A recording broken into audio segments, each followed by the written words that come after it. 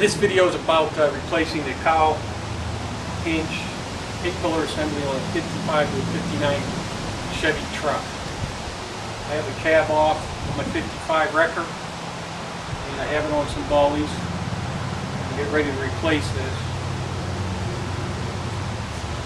They make a panel where this is completely assembled. You have your cowl section here, hinge section, pillar section, and on the inside, kick panel with the vent, even has the vent flap in it.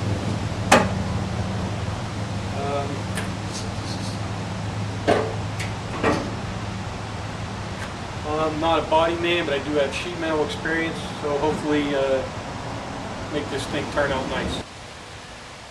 What you're seeing here with the 2x4s is a bracing that I put in to hold the cab in place after I remove the cowl and the hinge section of the cab. This 2x is running from the drip rail, and it goes all the way down to the cab step. On the inside I have a diagonal brace which is supported against the back of the cab, and that runs all the way up to support the roof, and it's on the lip of the windshield. To hold that in place, I have another 2x screwed in here. It's resting against the bottom of the windshield opening. I also have 2 steel angles, one here and one here, that are seat clamped top and bottom to hold the windshield opening in place. Next thing I did was I started to drill out the spot welds here along the upper cowl section, and then as well as along here. I did that with a 5/16 drill bit that what I call a spur bit. It's flat, has a centering point here, and then the 2 cutting edges, and I use this to drill the spot welds out. If you can't grind your own bit, you can buy these bits. I think they're called spot weld cutters. So I had to drill along here, which is where the cowl attaches to the firewall. I drilled all of those out. I had this section out already. I just put it back in place to make the video. This section of the cowl I cut out to be able to get in there better and work on it, make it a little easier.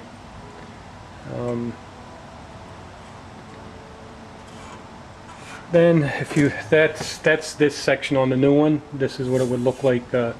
This was all rusted out here and also on the inside on the kick panel. That's why I'm changing this, replacing it. Also, if I can get this,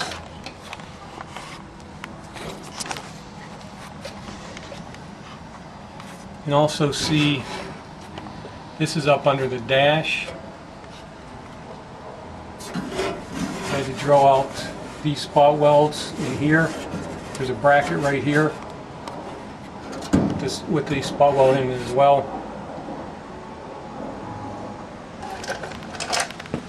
It's also attached along here. There was an angle here that went under the step that I had to cut off. See that on the new one, which is right here. So I had to cut it off along here to get it out. As far as getting that under there on the install, I'll deal with that then. It was also attached here, drilled out some of the spot welds that went over top of the cab section right here. Now I'll remove this piece. I have the two cowl sections side by side. The old one is out of the cab and the new one's beside it, and I want to show you a few things that are different between the old one and the new one that you'll have to deal with before you can install them. This is looking down from the top. This is the upper fender mounting nut. It's welded onto the old one. On the new one here, this is a little bit different. There's this metal right here that you'll need to deal with, which is a little bit bigger. You have to slide part of the upper cowl in between these two pieces. That's one thing. The other thing here, part of the upper cowl slides down in between this slot right here. Well, that wasn't actually opened on the new one. I had to pry that open. It is spot welded down below here, but I could pry it open enough to make that work, I believe.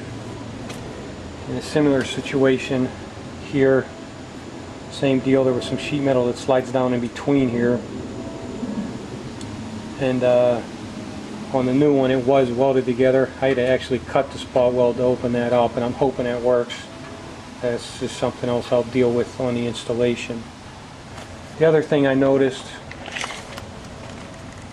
the tape measure across here, that opening is about 3 inches, and if you look on the new one, in the same spot it's about 2.5. So that is something else that you have to work around to make this work. I don't know exactly what I'm going to do yet, but I did notice that. This section of the kick panel goes up under the dash and slides over part of the upper cowl underneath. So hopefully I can make that work. Okay, a couple other things I did after I got it apart. I sandblasted all along this lip. This is where the plug welds are going to go. And then anywhere that I'm going to weld, there, sandblasted here. I sandblasted underneath here on the bracket. Any of the parts where I'm going to be welding I cleaned up. Did the same underneath here. Sandblasted just to get all the junk off of there for when I'm welding. You can see here,